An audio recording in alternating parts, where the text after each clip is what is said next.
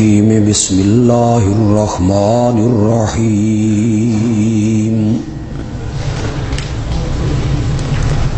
الف لام میم را تلک آیات الکتاب والذی انزل الیک من ربک الحق ولکن اکثر الناس لا یؤمنون اللہ الذی رفع السماوات بغیر عمد ترونها ثم استوى على العرش وسخر الشمس والقمر كل يجري لأجل مسمى يدبر الأمر يفصل الآيات لعلكم بلقاء ربكم توقنون وهو الذي مد الأرض وجعل فيها رواسي وأنهارا ومن كل الثمرات جعل فيها زوجين اثنين يغشي الليل النهار إن في ذلك لآيات لقوم يتفكرون وفي الأرض قطع متجاورات وجنات من أعناب وزرع ونخيل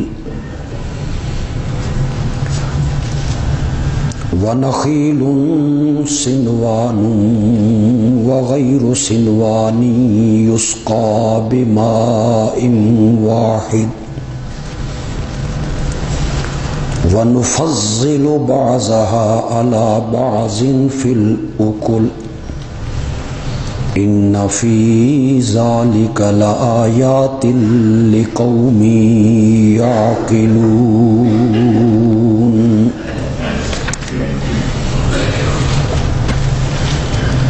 یہ کتاب مبین کی آیتیں ہیں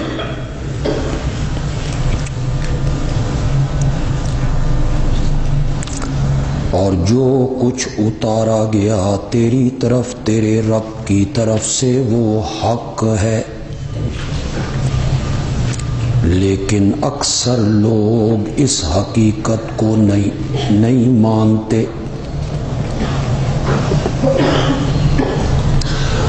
اللہ وہی ہے جس نے آسمانوں کو بلند کیا بغیر ستونوں کے، تم اسے دیکھ رہے ہو،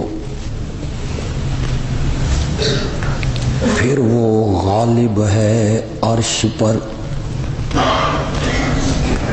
اور اسی نے مسخر کیا سورج کو اور چاند کو،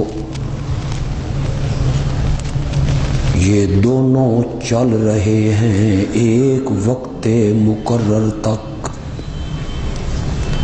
سارے جہان کے کاموں کی تدبیریں کرتا ہے، کھول کھول کے بیان کرتا ہے اپنی آیتوں کو،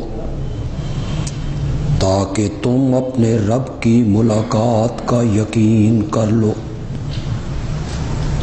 اور وہی ہے جس نے زمین کو پھیلایا اور اس میں پہاڑوں کے بوجھ رکھے اور نہریں بہا دیں، اور ہر قسم کے میووں کی دو دو قسمیں ہیں، ڈھانپ لیتا ہے رات کے ذریعے دن کو، یقیناً اس میں بڑی نشانیاں ہیں ان لوگوں کے لیے جو فکر کرتے ہیں۔ اور زمین میں ٹکڑے ہیں ایک دوسرے سے ملے ہوئے، اور انگوروں کے باغ ہیں اور کھیتیاں ہیں اور کھجوریں ہیں، جڑ ملی اور بغیر جڑ ملی۔ کمال یہ ہے کہ ان سب کو ایک قسم کا پانی دیا جاتا ہے، اور ہم کچھ میووں کو دوسروں پر مزے میں بڑھا دیتے ہیں۔ بے شک اس میں عقل مند لوگوں کے لیے بڑی نشانیاں ہیں۔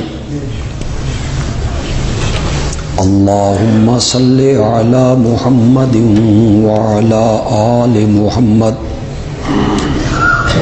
کما صلیت علی ابراہیم وعلی آل ابراہیم انک حمید مجید۔ اللہم بارک علی محمد وعلی آل محمد کما بارکت علی ابراہیم وعلی آل ابراہیم انک حمید مجید۔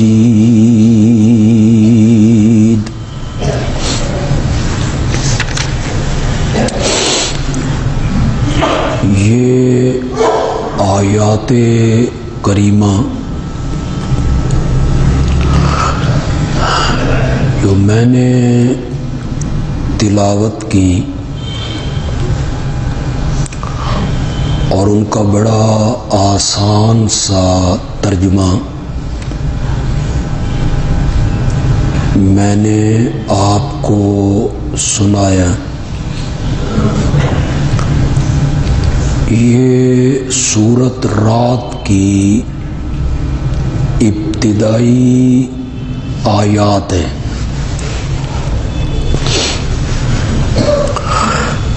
میں متعدد بار آپ کو یہ بتا چکا ہوں کہ قرآن پاک کی جو سورتوں کی اور آیتوں کی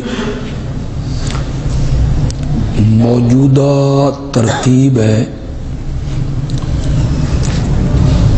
یہ خود حضرت محمد الرسول اللہ صلی اللہ علیہ وسلم نے رکھی ہے۔ تو جس سورت کو دوسری سورت کے بعد رکھا گیا، اس کے رکھنے کی کوئی خاص وجہ، مناسبت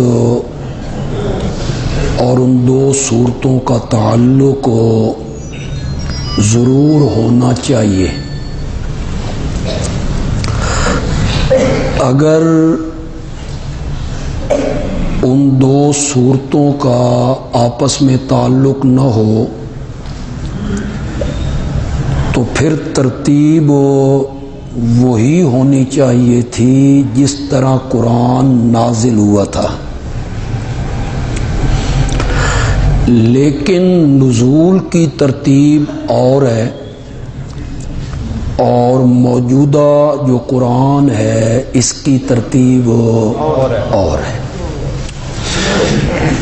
سورت یوسف کو بیان کرنے کے بعد یہ سورت رعد ہے، اس کا تعلق سورت یوسف کے ساتھ ایک اسمی ہے، اسمی تعلق، نامی، یعنی دونوں صورتوں کے نام کا میں تعلق جوڑوں گا، اور دوسرا تعلق ہے معنوی، یعنی مفہوم کے لحاظ سے، مضمون کے لحاظ سے۔ نامی اور اسمی تعلق یہ ہے کہ مسئلہ توحید اتنا اہم مسئلہ ہے جسے حضرت یوسف نے جیل کی تنگ و تاریک کوٹھڑی میں 2 قیدیوں کے سامنے بیان کیا تھا۔ یہ اتنا اہم مسئلہ ہے کہ رات فرشتہ اور دوسرے فرشتے ہر وقت شرک سے اللہ کی پاکی بیان کرتے رہتے ہیں۔ یہ نامی تعلق ہو گیا، اسمی تعلق۔ جو مسئلہ یوسف نے جیل میں بیان کیا وہ اتنا اہم ہے کہ رات فرشتہ اور دوسرے فرشتے اللہ کے ڈر سے، اللہ کے خوف سے لرزاں ترساں رہتے ہیں اور ہر وقت اللہ کی تسبیح پڑھتے ہیں کہ تیرا کوئی شریک نہیں۔ اور معنوی ربط اس کا یہ ہے کہ سورت یوسف میں اللہ نے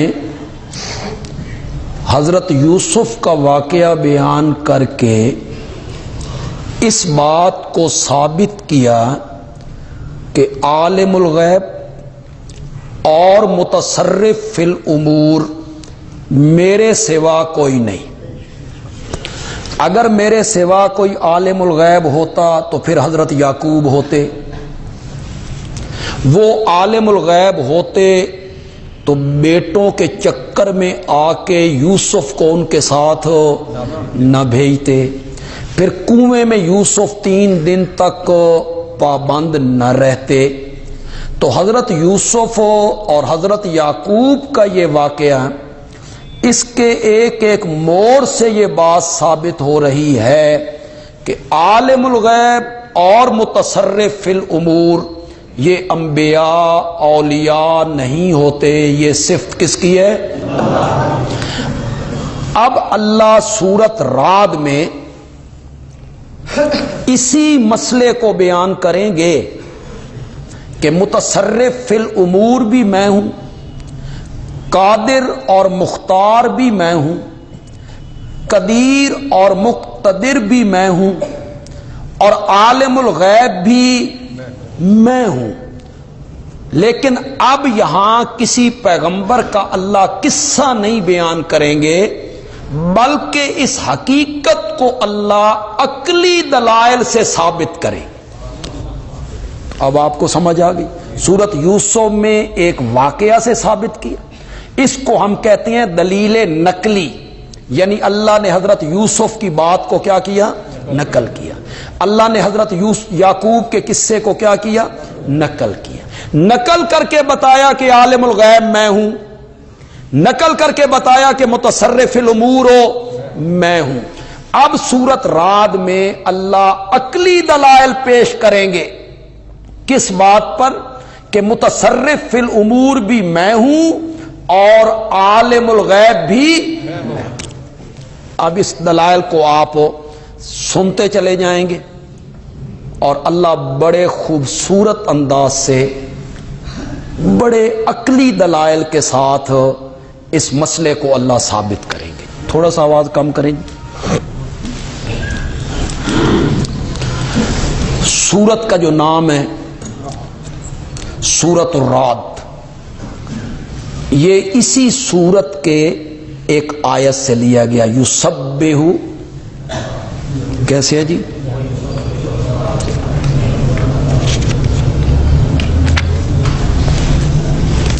وَيُسَبِّحُ الرَّعْدُ بِحَمْدِهِ، آیت نمبر ہے 13 جی۔ وَيُسَبِّحُ الرَّعْدُ بِحَمْدِهِ وَالْمَلَائِكَةُ مِنْ خِیفَتِهِ۔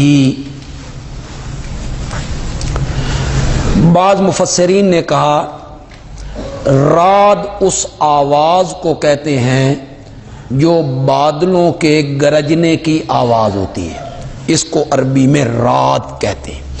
تو یہ بادلوں کی جو آواز ہمیں سنائی دیتی ہے، یہ اصل میں وہ بادل اللہ کی تسبیح پڑھتے ہیں۔ لیکن اکثر مفسرین کا خیال یہ ہے کہ رعد اس فرشتے کا نام ہے جو بادلوں پر مقرر ہے اور وہ بادلوں کو ہانکتا ہے، ادھر لے جانا ہے، بادلوں کو ادھر لے جانا ہے۔ جب وہ ہانکنے کے لیے آواز نکالتا ہے نا، اس میں گرج پیدا ہوتی ہے، اور یہ دراصل اس رعد فرشتے کی تسبیح ہے۔ رعد فرشتہ بھی اللہ کی پاکی بولتا ہے، والملائکۃ، اور سارے فرشتے اللہ کی تسبیح پڑھتے ہیں، من خیفتہ، اس کے ڈر کی وجہ سے۔ تو اس آیت سے اس سورت کا نام ماخوذ ہے جی، سورۃ الرعد۔ شروع میں اللہ ایک تمہید باندھتے ہیں۔ میں اکثر آپ کو کہتا رہتا ہوں، وہ تمہید اللہ کیوں باندھتے ہیں؟ ترغیب دینے کے لیے، رغبت دلانے کے لیے۔ جیسے خطیب تقریر کرتے ہوئے کوئی بات کہنا چاہتا ہے تو وہ کہتا ہے میں بڑی کم دی گل کرن لگا، تے غور کرنا تے معمولی نہیں سمجھنا، تو میری توجہ سے بات سننی ہے۔ خطیب توجہ دلاتا ہے۔ اللہ تعالیٰ اکثر صورتوں کی ابتدا میں ترغیب دیتے ہیں، تمہید مانتے ہیں ترغیب دینے کے لیے۔ تلک آیات الکتاب، یہ آیتیں ہیں کتاب کی۔ والذی انزل الیک من ربک، جو کچھ تیرے رب کی طرف سے تجھ پر اتارا گیا ہے نا، الحق، سچ ہے، اس میں جھوٹ کی آمیزش نہیں ہے، حق اور سچ آپ پر اتارا گیا۔ ولکن اکثر الناس لا یؤمنون، ایسی عظیم الشان کتاب جو حق بات لے کر اتری تھی، جس کی مثال دنیا پیش نہیں کر سکتی، چاہیے تو یہ تھا اس پر ایمان لاتے۔ وَلَكِنَّ أَكْثَرَ النَّاسِ لَا يُؤْمِنُونَ، لیکن اکثر لوگ ایمان نہیں، جو ضدی ہیں، ہٹ دھرم ہیں، انادی ہیں، گمراہی کے اس درجے پہ چلے گئے ہیں جہاں اللہ کہتے ہیں ختم اللہ ہو۔ آگے اس کا تھوڑا سا ذکر میں کروں گا۔ یہ اللہ نے تمہید باندھی۔ کتاب بڑی سچی ہے، بڑی روشن کتاب کی یہ آیتیں ہیں، اسے غور سے سنو، اس کو مانو۔ اب اللہ نے آگے دلائل کا سلسلہ شروع کیا جی۔ یہ پہلی دلیل اللہ دینا چاہتے ہیں جی، یہ آپ نے بتانا ہے، پھر میں تھوڑا سا آپ کو پیچھے لے چلوں، چلو یادیں تازہ ہو جاتی۔ میں نے جب آیت الکرسی کا درس دیا تھا تو میں نے آیت الکرسی کی تفسیر بیان کی تھی 40 درسوں میں۔ یہ 1998 کی بات ہے، 1998، بڑی پرانی بات ہے یہ، یعنی اس کو 20 سال گزر گئے۔ اسی مسجد میں میں نے 40 درس دیے۔ پھر 41واں جو درس تھا وہ غالباً 3 گھنٹے کا درس تھا، اس درس میں میں نے پوری سورت کا خلاصہ ایک مرتبہ پھر بیان کیا۔ اگر آپ کو یاد ہو، آپ میں سے کوئی بندہ ان درسوں میں شامل رہا ہو، تو میں نے کہا تھا کہ قرآن پاک جو دعویٰ پیش کرتا ہے نا، الہ میں ہوں، معبود میں ہوں، میرے سوا الہ کوئی نہیں، میرے سوا معبود کوئی نہیں، میرے سوا عبادت کے لائق کوئی نہیں، اس کی 2 شکیں ہیں، اس دعوے کے 2 حصے ہیں۔ پہلا حصہ کیا ہے؟ مختار کل میں ہوں، دوسرا حصہ کیا ہے؟ غالب ہوا ہے۔ یہ قرآن میں ساتھ ساتھ چلتے ہیں۔ اس وقت میں نے بہت سیر کروائی تھی لوگوں کو قرآن کے اکثر حصے ہمارے سامنے آ گئے تھے۔ تو دعوی توحید کے کتنی جزیں ہوئی؟ 2۔ مختار کل میں ہوں، متصرف میں ہوں، قادر میں ہوں، خالق میں ہوں، رازق میں ہوں، مالک میں ہوں. یہ پہلی جز ہے. جب مالک میں ہوں، قادر میں ہوں، رازق میں ہوں تو پھر الہ بھی میں ہوں. جب عالم الغیب میں ہوں، علیم بذات الصدور میں ہوں، وَهُوَ بِكُلِّ شَيْءٍ علیم میں ہوں، عالم الغیب والشہادہ میں ہوں، تیرے حالات سے جب واقف میں ہوں تو پھر عبادت کے لائق بھی. سمجھ آ گئی آپ کو؟ یہ بہت لمبا چوڑا مضمون ہے، سارا قرآن اس سے بھرا پڑا ہے. میں نے بڑا خلاصتاً آپ کو پھر ایک دفعہ آپ کو یاد تازہ کر دی ہے. قرآن کا دعویٰ کیا ہے کہ معبود کون ہے؟ یہ قرآن کا دعویٰ ہے. ایاک نعبد اللہ تعبدوا الا اللہ فاعبد اللہ مخلصا لہ الدین. یہ قرآن کا دعویٰ ہے. اس دھرتی پر عبادت ہوگی تو صرف میری. وما خلقت الجن والانس، میری عبادت کرو، مجھے معبود مانو، مجھے الہ سمجھو. اس دعوے کی کتنی جزیں؟ 2. پہلی جز کیا ہے؟ مالک میں ہوں، مختار کل میں ہوں، متصرف میں ہوں، ہر چیز میری ہے. دوسری جز کیا ہے؟ عالم الغیب میں ہوں، تمہارے حالات سے واقف میں ہوں. جب یہ دونوں صفتیں میری ہیں تو پھر الہ اور معبود بھی. اب آپ بتائیں گے، یاد بھی تازہ ہو گئی، تھوڑا سا آپ بھی ریگولر ہوں، آپ کی گھراریاں کام کرنے لگ جائیں. گریس میں نے تھوڑی سی دی ہے آپ کو. تو اب آپ بتائیں گے یہ کس صفت کا ذکر ہو رہا ہے؟ اللہ الذی رفع السماوات بغیر عمد ترونہا. اللہ وہ ہے جس نے آسمانوں کو بلند کیا بغیر ستونوں کے. ترونہا، تم دیکھ رہے ہو کہ اس کے نیچے ستون ہو. یہ جو 2 جزیں ہیں، قادر میں ہوں، مالک میں ہوں، عالم الغیب میں ہوں، یہ کون سی جز ہے؟ مختار کل میں ہوں، مالک میں ہوں، قادر میں ہوں، قدیر میں ہوں. سب اختیار میرے ہیں. تم نے نہیں دیکھا کہ اتنی بڑی چھت بغیر ستونوں کے ہم نے کھڑی کر دی ہے. ثم استوى علی العرش،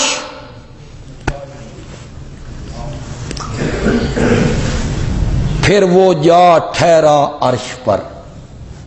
جلندری صاحب نے معنی کیا، لیکن میں نے معنی کیا کیا؟ پھر وہ غالب ہے عرش پر. یہ نہیں ہے کہ اللہ عرش پہ کوئی بیٹھا ہے جس طرح بندہ کرسی پہ بیٹھا ہوتا. کئی لوگوں کو غلط فہمی ہوگی کہ جس طرح کرسی پہ بندہ بیٹھتا ہے اللہ بھی بیٹھا ہے کرسی پر. یہ کنایا ہے. استوا علی العرش یہ کنایا ہے تسلط سے، حکومت سے، غلبے سے. بھٹو صاحب کی کرسی جب لڑکھڑا رہی تھی سن 1977 میں اور ساری جماعتیں اکٹھی ہو گئی تھی اور تحریک چل رہی تھی، تو بھٹو صاحب نے آخری تقریر کرتے ہوئے کہا تھا میں کمزور ہوں پر میری کرسی بڑی مضبوط ہے. انہوں نے اس کرسی کے پائے پر ہاتھ مارا. کرسی بڑی، اس کا کیا مطلب تھا؟ بھئی لکڑی مضبوط.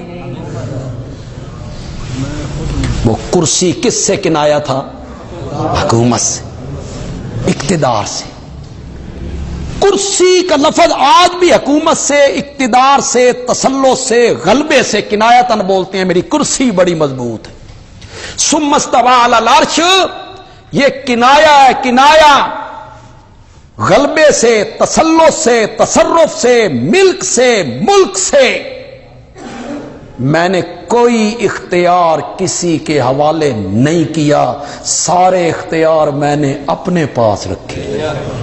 ثم استوى علی العرش وسخر الشمس والقمر، اسی نے مسخر کیا سورج کو اور چاند کو. کل یجری لاجل مسمن، یہ دونوں چل رہے ہیں ایک وقت مقرر کے لیے۔ سورج کی منزل 1 سال کی، چاند کی منزل 1 مہینے کی، یا تو یہ مراد ہے چل رہے ہیں اپنی منزل کی طرف۔ سورج کی منزل 1 سال کے بعد ختم ہو گئی، چاند کی منزل ہر مہینے ختم ہو گئی، لیکن کچھ لوگوں نے لأجل مسمن سے مراد قیامت لی ہے۔ یہ چل رہے ہیں ایک وقت مقرر تک، یعنی قیامت، اس کے دن یہ بھی کیا ہو جائیں گے؟ ختم۔ یدبر الامر، تدبیریں کرتا ہے کام کی، سارے امور اور کائنات کے سارے کام اس کی تدبیریں وہی کر رہا ہے، وہ ہماری سمجھ سے باہر ہے۔ کبھی بارشیں ہوتی ہیں تو ہم کہتے ہیں بے وقت آ گئی ہیں، اور جب وقت ہوتا ہے تو نہیں ہوتی۔ کسی بندے کو 20 سال ترسا کے اولاد کی نعمت دیتا ہے تو اس بندے کو اپنے پاس بلا لیتا ہے، اسے وہ بیٹا دیکھنے ہی نہیں دیتا۔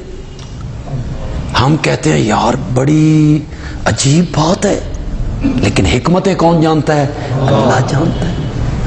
ہم تو کہتے ہیں یار اس کی ماں مر گئی ہے، یہ 1 سال کا بچہ ہے، ماں مر گئی ہے، اسے ماں کا پیار نہیں ملے گا، شفقت نہیں، لیکن وہ بہتر جانتا ہے۔ یدبر الامر، تمام کاموں کی تدبیریں کرتا ہے۔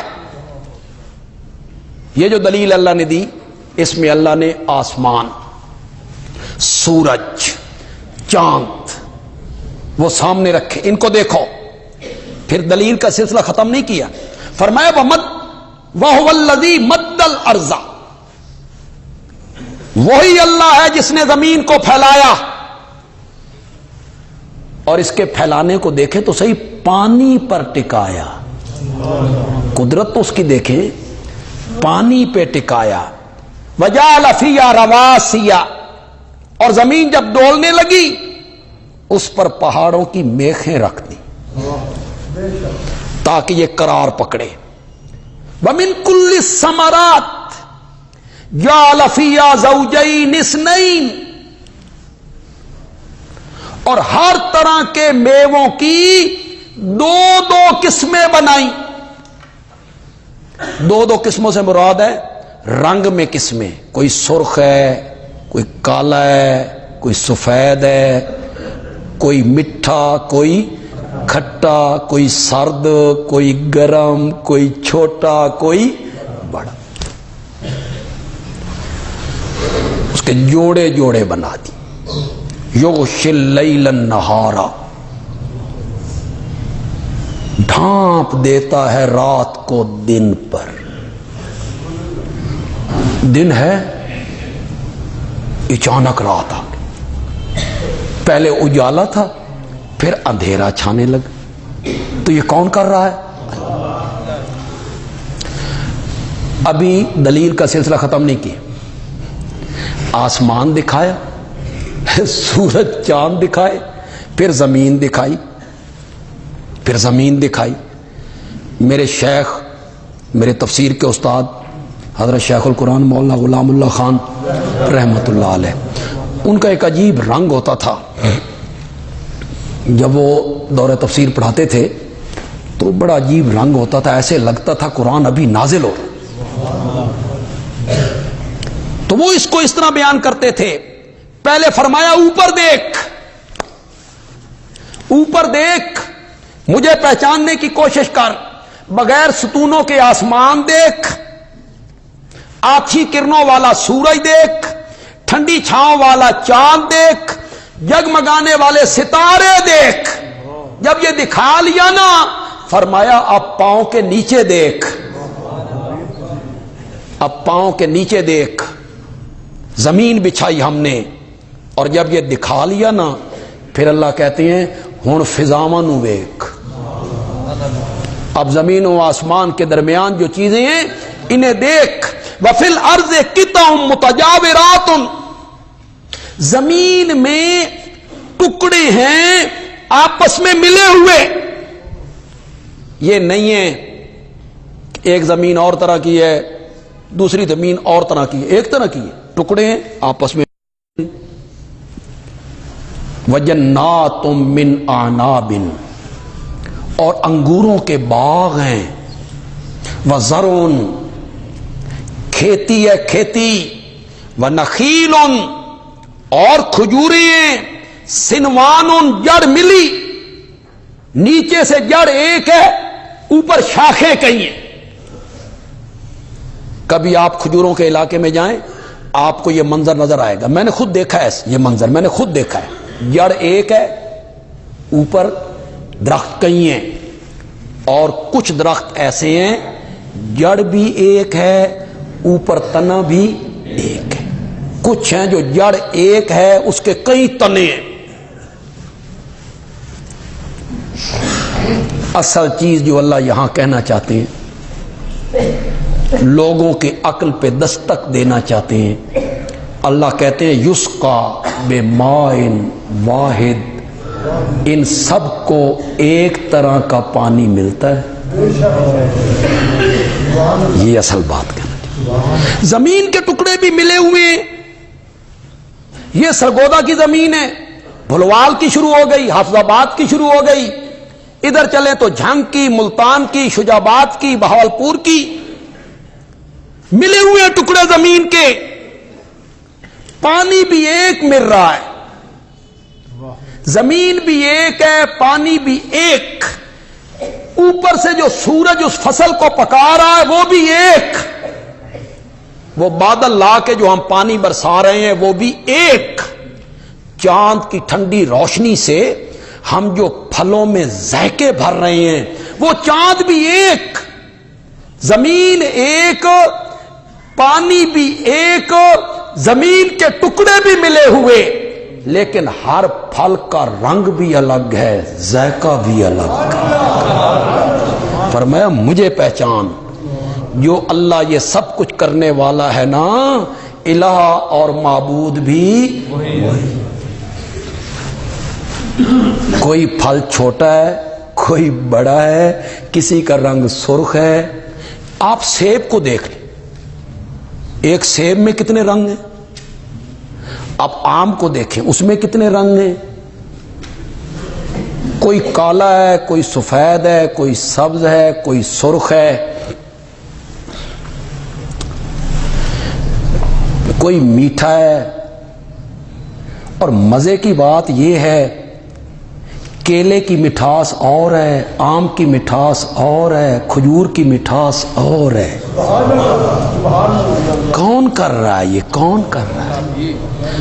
کھجور کی مٹھاس اور ہے، سیب کی مٹھاس اور ہے، کیلے کی مٹھاس اور ہے، آم کی مٹھاس اور ہے. آم کی آگے جو قسمیں ہیں ان کی مٹھاس اور ہے. چونسے دا ذائقہ الگ، انور رٹول دا الگ، دوسہری دا الگ. آپ میں سے کوئی آدمی مجھے اٹھ کے بیان کرے بے چونسے دا ذائقہ انجے تے دوسہری دا ذائقہ انجے، اس مٹھاس کی ذرا وضاحت کوئی کر سکتا ہے تو کرے. میں نے سمجھاؤ، ایک بندے کو سمجھاؤ جس نے آم نہ کھایا ہو، بھئی دوسہری کا کیسا ذائقہ ہے، انور رٹور کا کیسا. اسے سمجھاؤ بھئی کھجور کی مٹھاس کیا ہے اور سیب کی مٹھاس کیا ہے. آپ اس مٹھاس کو بیان فرمایا، تو اس مٹھاس نو بیان نہیں کر سکتا. تو اتنا عاجز ہے کہ تو اس مٹھاس کو بیان نہیں کر سکتا کہ لوگوں کو تو بتائے کہ کھجور کی مٹھاس کیسی ہے، آم کی مٹھاس کیسی ہے، کیلے کی مٹھاس کیسی ہے. تو اس مٹھاس نو بیان نہیں کر سکتا تے اساں اس مٹھاس وچ فرق رکھ کے دکھا دیتے. ایک پانی ان کو مل رہا ہے، ان کے ذائقوں میں فرق ہے. ان کے ذائقوں میں کیا ہے؟ فرق ہے. یہ بادام ہے، اس کا الگ ذائقہ ہے. کاجو ہے، اس کا الگ ذائقہ ہے. اخروٹ ہے، اس کا الگ ذائقہ ہے تے مونگ پھلی دا تے بالکل ہی الگ ذائقہ ہے. ہاں اس کی بھی کئی قسمیں ہیں. چکوال کے علاقے کی مونگ پھلی کا الگ ذائقہ ہے, سندھ کی مونگ پھلی کا الگ ذائقہ ہے. یہ کون ذائقے پیدا کر رہا ہے؟ ایک ہی پانی, ایک ہی زمین, زمین کے ٹکڑے ملے ہوئے. وَنُفَضِّلُ بَعْضَهَا عَلَى بَعْضٍ فِي الْأُكُلِ, ہم نے کچھ پھلوں کو دوسرے پھلوں پر ذائقے میں فوقیت دے دی. ذائقے میں کیا دے دیے؟ فوقیت دے دی, اس کا ذائقہ بڑھا دی. اب آم جیسا کوئی پھل ہے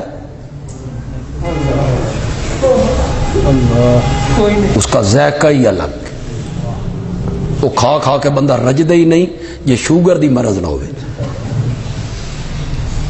اس کا الگ ذائقہ ہے.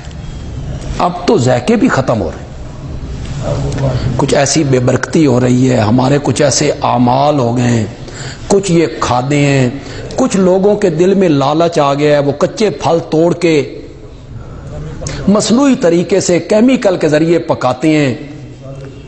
اللہ نے بھی وہ ذائقے واپس لے لی, ورنہ پھلوں میں جو ذائقے تھے کیسے ذائقے اللہ نے رکھے. ایک پانی مل رہا ہے,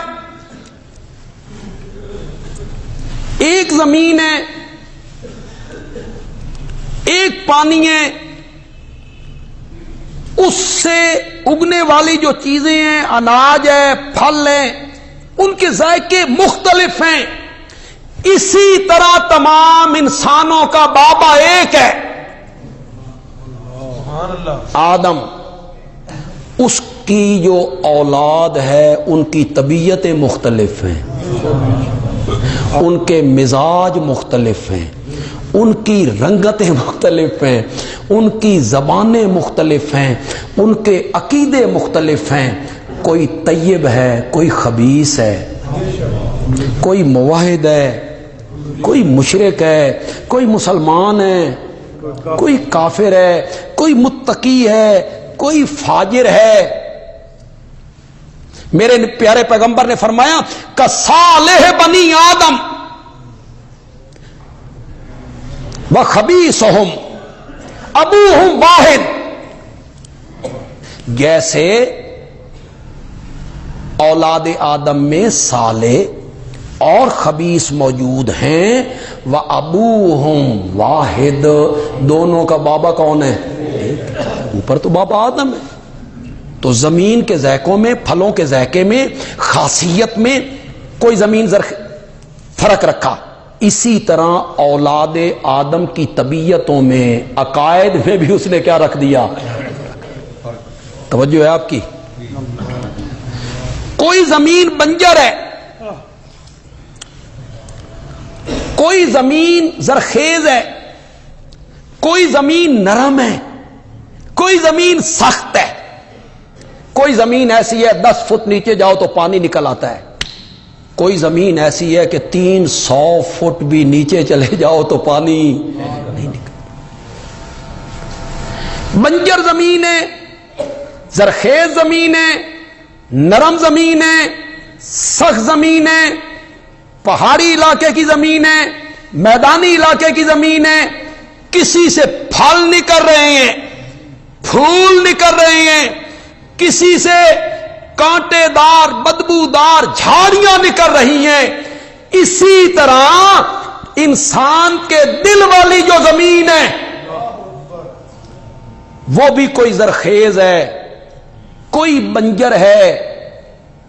آسمان سے بارش برستی ہے, بنجر زمین سے کچھ نہیں نکلتا, زرخیز زمین سے پھل نکلتے ہیں.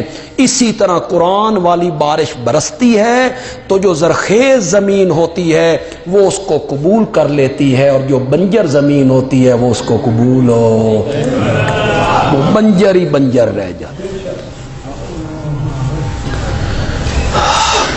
یہ جب بنجر زمین پر, پتھریلی زمین پر بارش برستی ہے, کوئی پھل, کوئی سبزہ, کوئی پودا, کوئی کوپل, کوئی اناج, کچھ نہیں اگتا. کانٹے دار جھاڑیاں بے فائدہ، بارش کا قصور ہے کہ بھلوال کی زمین پہ اتری ہے تو کنو لگنے لگی، ملتان کی زمین پہ اتری ہے تو آم لگنے لگی، حافظ آباد کی زمین پہ اتری ہے تو منجی لگنے لگی، اور ایک بنجر زمین ہے اس پر کچھ بھی نہیں اگتا، تو بارش کا قصور ہے نا، زمین کا قصور ہے۔ وہ زمین اس لائق نہیں تھی، قابل نہیں تھی جو اس بارش کو کیچ کرتی، پھر بارش کو کیچ کر کے اپنے اندر سماتی، پھر اس میں سے پھل اور پھول نکلتے۔ قرآن والی بارش برابر برس رہی ہے، ہر ایک پر برس رہی ہے، ہدی للناس۔ کافر کی زمین بنجر ہے، ضدی آدمی، انادی آدمی، ہٹ دھرم آدمی، اس پر قرآن والی بارش کا کوئی اثر نہیں ہوتا، کوئی اثر نہیں ہوتا۔ اور جو منیب آدمی ہے، انابت کرتا ہے، دل والا برتن سیدھا رکھتا ہے، اللہ فرماتے ہیں ہم اس کی تقدیریں بدل کے رکھ دیا کر، تقدیریں بدل کے رکھ دیا کر۔ یہ ساری دلیل کا خلاصہ کیا نکلا؟ مختار کل میں ہوں، مالک میں ہوں، قادر میں ہوں، سب کچھ کرنے والا میں ہوں، ساری دلیل کا یہ خلاصہ نکلا۔ اس کے بعد اللہ ایک شکوہ کرتے ہیں مشرکین سے، اور اپنے پیارے پیغمبر کو بتانا چاہتے ہیں، میرے پیارے پیغمبر آپ ان کے شرک پہ تعجب کرتے ہیں کہ یہ شرک کر رہے ہیں؟ نہ میرے پیغمبر، یہ بھڑوے قیامت کے بھی منکر ہیں، صرف شرک نہیں کر رہے ہیں۔ ان تعجب فعجب قولہم اذا كنا ترابا انا لفی خلق جدید، جب ہم مٹی میں مل جائیں گے تو نئے سرے سے بنیں گے۔ یہی لوگ ہیں، ہم انہیں جہنم کا ایندھن بنا کے رکھ دیں۔ اس کے بعد اللہ نے ایک اور شکوہ کی، انہیں تو چاہیے تھا راحت مانگتے، انہیں تو چاہیے تھا رحمت مانگتے، انہیں تو چاہیے تھا آپ پر ایمان لاتے، لیکن یہ الٹا عذاب مانگ رہے ہیں۔ مشرکین نبی پاک سے کہتے تھے نا ہم نہیں مانتے، لے آ جو عذاب لانا ہے، کیوں نہیں عذاب آتا، کیوں نہیں آتا؟ یہ جلدی کر رہے ہیں عذاب کی۔ وَقَدْ خَلَتْ مِن قَبْلِهُمُ الْمَثُلَاتُ، ان سے پہلے بڑی کہاوتیں گزر گئی ہیں، ان سے پہلے عذاب کے بڑے واقعات گزر چکے ہیں۔ قوم عاد، قوم سمود، اصحاب مدین، قوم لوط، قوم نوح، بڑی قوموں کو ہم نے تباہ کیا ہے۔ اس کے بعد اللہ نے ان کی ایک بات کا پھر شکوہ کی، وہ کہتے تھے جو معجزہ ہم کہتے ہیں نا وہ دکھا، تو آسمان پہ چڑھ جا، لیکن تیرے چڑھنے پہ بھی ہم ایمان نہیں لائیں گے، وہاں سے تو اپنے ہاتھ میں ایک کتاب پکڑ کے اتر، تیرے پڑھان دی ضرورت نہ ہوئے، ایسا خود پڑھیے، تیرا گھر سونے کا بن جائے، چاندی کا بن جائے، تیرے باغ لگ جائیں، مکے میں ایک اور چشمہ جاری ہو جائے، جو معجزہ ہم مانگتے ہیں وہ دکھا۔ یہ بکواس کرتی ہیں۔ انما انت منذر، میرے پیغمبر تیرا کام ہے آگاہ کرنا، معجزہ دکھانا تیرے اختیار میں نہیں۔ یہ اللہ نے درمیان میں ان کے 3 شکووں کا جواب دیا۔ اب اللہ دوسری عقلی دلیل پیش کرنے لگے ہیں جی۔ اب آپ تھوڑا سی توجہ کریں گے، مجھے بتائیں گے اس میں دعوے کی کون سی جز آ رہی ہے۔ اللہ یعلم ما تحمل کل انثی، اللہ جانتا ہے جو ہر مادہ اپنے پیٹ میں اٹھاتی ہے۔ شاباش شاباش، ترکڑے ہو جاؤ یار۔ اللہ اپنی دوسری صفت کا ذکر کرنے لگے، قادر بھی میں ہوں اور اب سنو کہ عالم الغیب بھی میں ہوں۔ اللہ جانتا ہے جو کچھ اٹھاتی ہے ہر عورت اپنے پیٹ میں، وما تغیض الارحام وما تزداد، اور رحم کا بڑھنا اور رحم کا گھٹنا اسے بھی اللہ جانتا ہے۔ اللہ رحم کے اندر جو چیز ہے اس کا بڑھنا، اس کا گھٹنا۔ کتنے بچے ہیں یہ میں جانتا ہوں، حمل کو کتنی مدت ہوئی ہے، یہ نہیں بے 5 مہینے ہو گئے ہیں نا، کتنے مہینے، کتنے ہفتے، کتنے دن، کتنے گھنٹے، کتنے منٹ، کتنے سیکنڈ، یہ میں جانتا ہوں۔ آگے یہ پیٹ میں کتنی مدت رہے گا یہ میں جانتا ہوں۔ وَكُلُّ شَيْءٍ عِندَهُ بِمِقْدَارٍ، اور ہر چیز کا اس کے پاس ایک اندازہ ہے، اندازے سے اتارتا ہے۔ نہیں دیکھا تم نے بارش جب اللہ اتارتا ہے تو پھر اندازے سے اتارتا ہے۔ سورۃ لقمان کی آخری آیت میں کیا ہے جی؟ وَعِندَهُ عِلْمُ السَّاعَةِ وَيُنَزِّلُ الْغَيْثَ وَيَعْلَمُ مَا فِي الْأَرْحَامِ، وہی جانتا ہے جو کچھ رحموں میں ہے۔ یہ صرف یہ نہیں ہے کہ لڑکا ہے یا لڑکی، اور اگر آج کسی مشینری کے ذریعے اور کسی آلات کے ذریعے یہ پتہ لگ جائے کہ یہ لڑکا ہے یا لڑکی ہے، اللہ کا یہ قانون اس پر زد نہیں پڑتی، اس لیے کہ یہ آلات کے ذریعے ہے اور اللہ بغیر اسباب کے جانتا ہے۔ یہ اسباب ہیں، یہ اسباب ہیں۔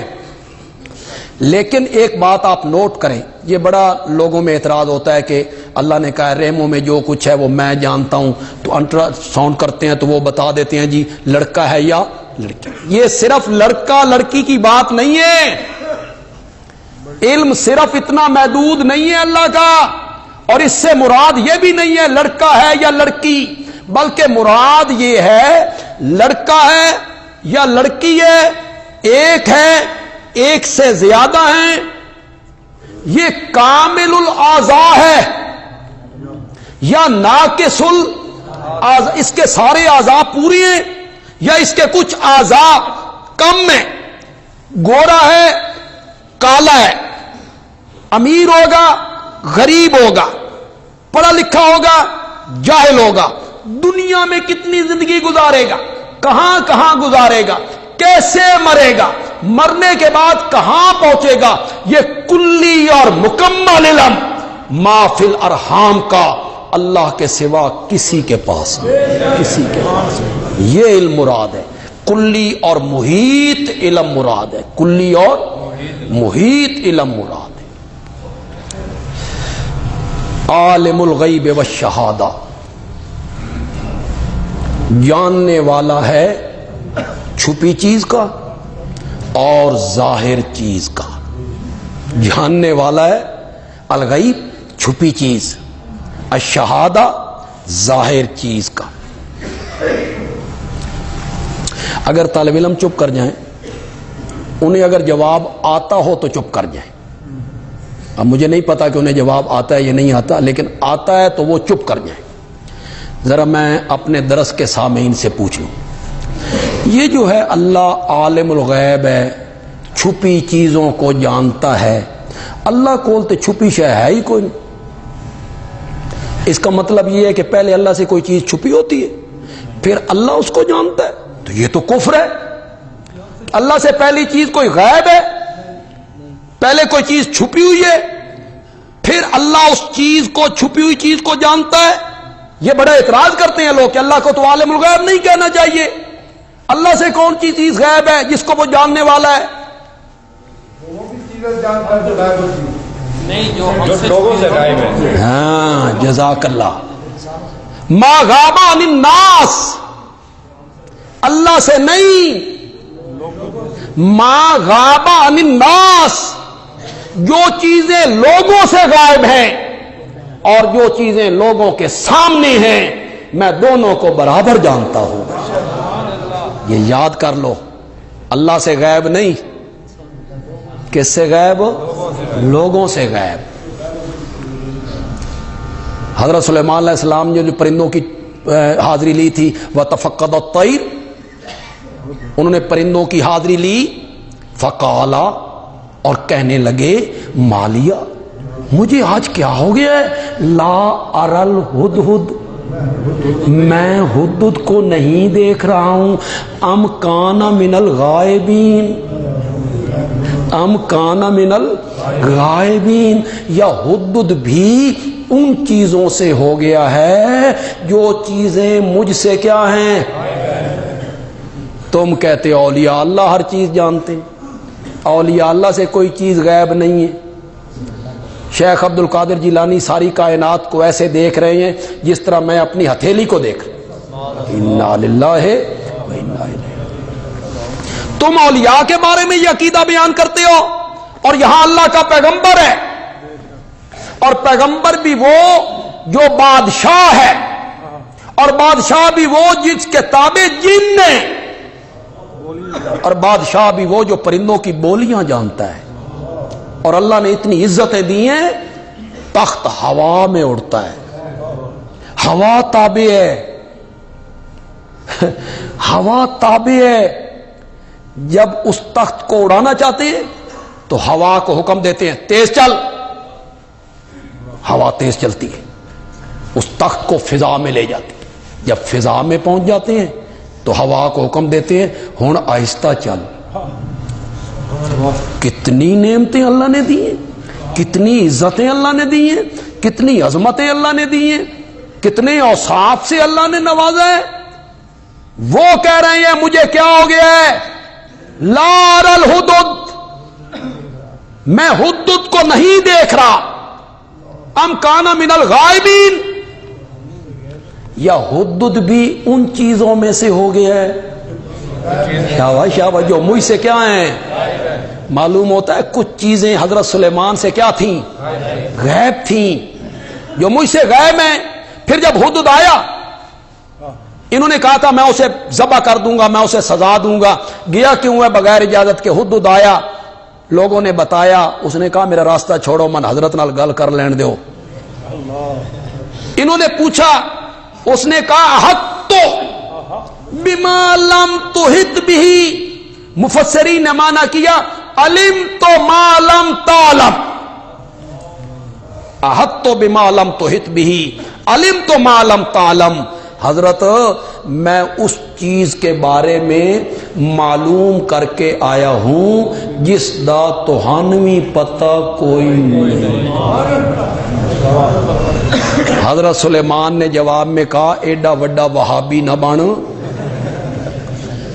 تے میرے سامنے کھلو کے نہ آکھ بے میں نہیں جاندا، تو میری توہین کر رہا ہے، گستاخی کر رہا ہے میری، تو ایڈا سارا تیرا وجود چھٹاکی اور مجھے کہہ رہا ہے نا۔ حضرت سلیمان غور سے اس کی باتیں سن رہے ہیں، آگے وہ توحید بیان کرتا ہے تو حضرت سلیمان اسی کی طرف کان لگا دیتی۔ احط بما لم تحط به، سورۃ نمل ہے، میں اس چیز کے بارے میں معلوم کر کے آیا ہوں جس چیز کا آپ کو پتہ کوئی نہیں۔ اللہ نے یہاں دوسری دلیل عقلی دی، محافل ارحام کو میں جانتا ہوں، ہر مادہ کے پیٹ میں کیا اس کو میں جانتا ہوں، عالم الغیب والشہادہ میں ہوں، الکبیر المتعال، سواء منکم من اسر القول ومن جہر بہ، برابر ہے، برابر ہے تم میں سے جو چھپ کے کرے بات، ومن جہر بہ، اور جو زور سے کرے بات، میرے لیے دونوں برابر ہے۔ چھپ کے بات کرے، دل میں بات کرے، آہستہ بات کرے، چلا کے بات کرے، میرے لیے برابر ہیں. وَمَنْ هُوَ مُسْتَخْفٍ بِاللَّيْلِ، اور وہ جو چھپنے والا ہے رات کے وقت. وَسَارِبٌ بِالنَّهَارِ، اور جو چلتا پھرتا ہے دن کے وقت، میرے لیے دونوں برابر ہیں. جو رات کے اندھیرے میں چھپتا ہے وہ، اور جو دن کے اجالے میں چلتا پھرتا ہے وہ، میرے لیے دونوں برابر ہیں. میں دونوں کو جانتا ہوں. لہو معقبات، اس اللہ نے پہرے دار مقرر کیے ہیں. من بین یدیہ ہے، اس بندے کے آگے بھی اس بندے کے پیچھے بھی. یحفظونہ من امر اللہ، جو اس بندے کی حفاظت کر رہے ہیں. جو اس بندے کی کیا کر رہے ہیں؟ حفاظت کر رہے ہیں. من امر اللہ، اے بے امر اللہ، یہ حفاظت کر رہے ہیں کس کے حکم سے؟ ہم نے فرشتے مقرر کر دیے ہیں جو اس کی حفاظت کرتے ہیں. جنات کو اس کے قریب نہیں آنے دیتے. تو کتنی دلیلیں آج ہم نے سورت رات میں پڑھ لی جی؟ دونوں عقلی دلیلیں. پہلی دلیل کا خلاصہ کیا تھا؟ مختار کل کون ہے؟ دوسری دلیل کا خلاصہ کیا تھا؟ مختار عالم الغیب کون ہے؟ اللہ. جب یہ دونوں صفتیں میری ہیں تو پھر الہ اور معبود بھی میں ہوں. درمیان میں اللہ نے 3 مشرکین پر شکوے کیے، ان کے رویے پر شکوے کیے. بجائے ماننے کے یہ کہتے ہو، ایمان لانے کے بجائے یہ اعتراض کرتے ہو، یہ اعتراض کرتے ہو.